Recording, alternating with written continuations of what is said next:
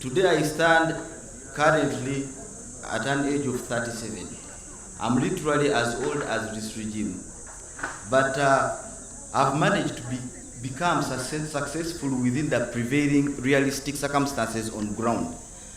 And I'm here to present to you, in my personal opinion, what do I think I do different that we can adopt, not just as politicians, but all Ugandans at large, to see that we carry this country forward. And in my opinion, I think it is reason and reality. For reason is existent in each and every element of the human cycle. We all think, but very few people extend up to what I would call reason. I wrote the book. Most things, when I say them physically, they may sound a little bit, but let me hope majority of you read my book. Reasoning is that ability to have a critical analysis and assessment of the prevailing circumstances before you in any aspect or challenge of life. The ability to understand a problem and create a corresponding solution to such a problem. You can never find a solution to a problem you fail to understand.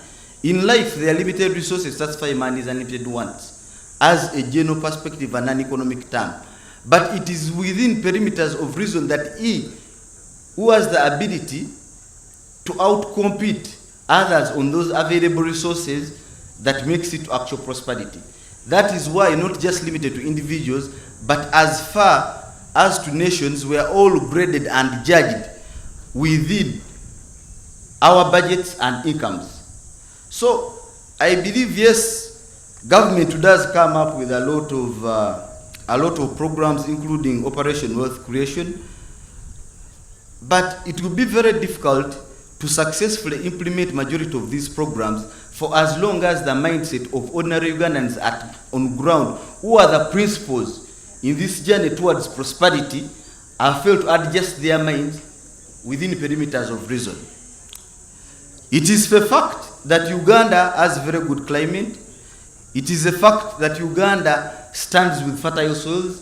It is a fact that Uganda currently has the largest number of what we call the youth. Mama, when the government came into power in 1986, Uganda had approximately 13 million people. Today, Uganda is standing at a population of approximately, we're aiming for 46 million people.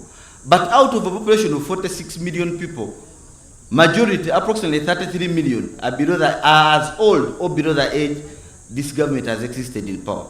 The government is doing all it can, but for as long as we don't tackle that element of reasoning capacity, it will be very hard to implement government policies and structures on ground. When you look at factors like taxation currently today, despite the fact that we have 46 million Ugandans, we have a tax base of approximately 1.6 million Ugandans. How can a population of 1.6 million Ugandans cater for all the needs of a society of 46 million Ugandans? Meaning that 45 million Ugandans are, I don't want to sound rude, but they have become a liability to the prosperity of the nation. But the funny thing, we fail to address the issue of reason to these youngsters. They have failed to take personal responsibility and an obligation to make sure that it is their responsibility to carry themselves forward at an individual level, but equally to carry the nation forward from poverty to prosperity. So, and the only way we can, actually, if I go to the legislature as well, you find that in Uganda, every year our budget is going up, but the tax base is not growing. So, instead of focusing, and what happens whenever you go to Parliament, you end up increasing taxes on the already existing limited taxpayers, instead of actually looking on how we can widen the tax base. So, I believe if we can focus on making laws to see how we can widen the tax base from the existing 1.6 million Ugandans to at least 5 or 10 million Ugandans, What is happening with the tax frameworks that are coming into action today is that it is erasing the few that can move into other factors like agro-processing and value addition. For agro-processing and value addition is the only clear direct path forward for the country, because it is the only industry that has got capacity to employ majority of Ugandans. But it requires investment in terms of setting integrated agro-processing plants to create demand for produce, so that farmers, once they produce these commodities, they have got a market. To promote things like import substitution, currently we're importing things for approximately 7.8 billion a year. Now, and majority of these things are agro. Why not add value on our commodities instead of importing them in the raw perspective for peanuts, and we buy them back from these foreign countries at 10 or 20 times the price? Why not look for the market through this integrated agro-processing plant? I'm talking to you, honourable members of Parliament, because at the end of the day, you are the people that draft the laws. We should have more of a realistic and reasonable perspective approach towards the development of the country, rather than putting majority of the youth in a comfortable state that they have the freedom to continuously request government or put government at ransom to give them good schools, to give them nice roads, without necessarily being participants in the process of developing the country. It is totally unfair to have a population of 46 million Ugandans when only 1.6 million Ugandans are paying taxes. I go back to reason. You see, reason looks at that done rather than that would be done. I'm discussing Uganda for what it is today, not for what I ought it to be. Reason looks at substance rather than formation. With reason, the end justifies the means. So, for as long as the mind cannot comprehend government processes, now we have operation like Operation Minds, Operation Wealth Creation, where government can get money. It gives these youth maybe seeds for 5 million. They will either dry on the verandas, or someone will take those seeds and say, can someone give me 500,000 cash so that I go drink? So the problem may not be in government policies. The problem is in the mindset of Ugandans. So, Mama, I'm here with an humble request.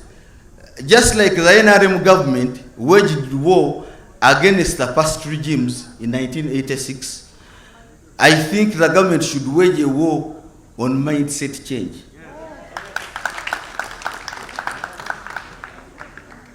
And Mama, it is my honor and I'm humbled to present you today, because for the first time in the Ministry of Education, at least we are seeing reforms in accordance, in line with our current education systems, to see how our education system can fit within the realistic perimeters of the needs of the nation. But it is in my humble opinion, in addition to what is being done, if majority have read my book, I described an education system as a tool or a system that is being introduced to a society to prepare people of a certain society on how they can engage the day-to-day challenges and provide corresponding solutions to those problems. Mama, it is unfortunate that the biggest percentage of our education sector today was imported and imposed. So it doesn't necessarily reflect our day-to-day challenges. So I'm of the humble request, if reason and reality can be introduced within the reforms that the ministry is trying to bring up, so that the syllabus is being introduced to our young generation reflects the problems we have at hand. Also, Mama and honourable members of Parliament, as you are in Parliament making laws,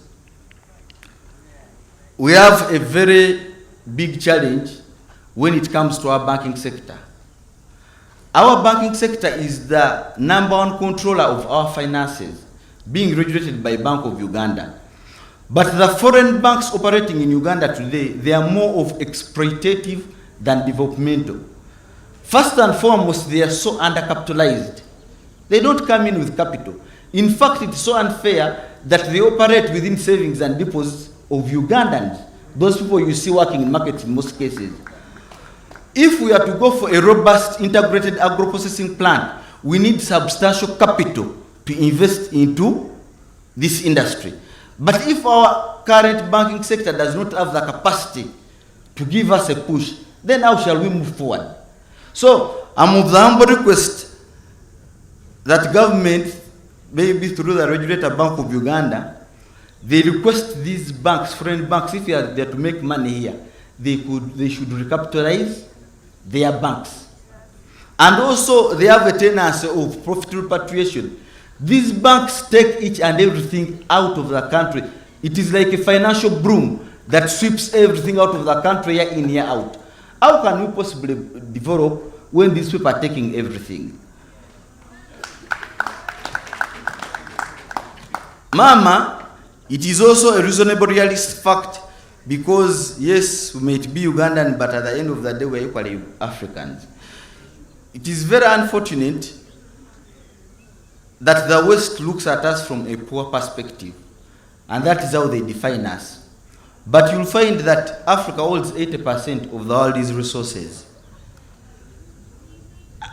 Then their survival is dependent on the resources they get from here. So the question remains, we the Africans today, or Ugandans, and the West, who is donating to who? We should simply sit down and reason out how we can explore the existing resources towards our own prosperity.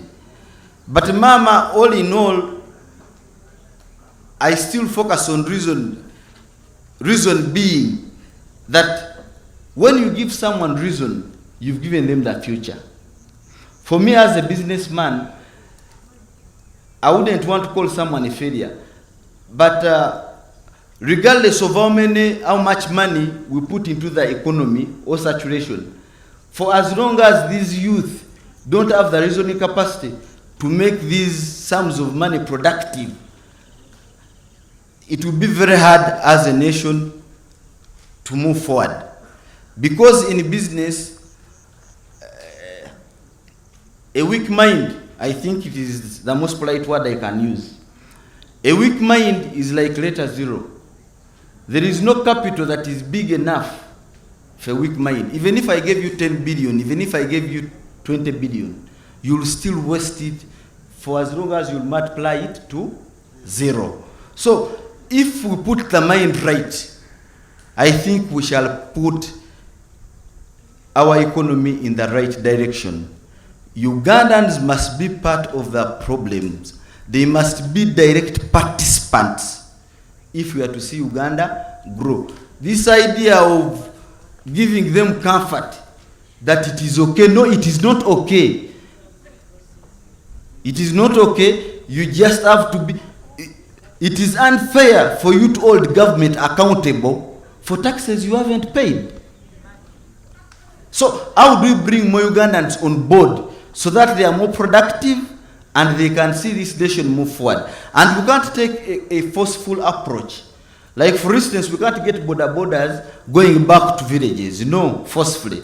But since we are running a liberal economy, when you look at factors of demand and supply, if we can make a robust integrated agro-processing plant where tilling your land in Chiboga becomes much more profitable than actually riding a border in Kampala, you'll be forced to move into villages. So we shall have more people moving into villages and less people moving into town. Because urbanization is one of, with a good climate, as a fertile soils and good energetic population, it is unfair. It is unfair. Ugandans have been unfair to the nation. That's what I can say. We need to give those youth direction, and I think it should start with members, honourable members of Parliament. When they are forming laws, they should make laws that make Ugandans participants in the prosperity of our nation. Thank you very much.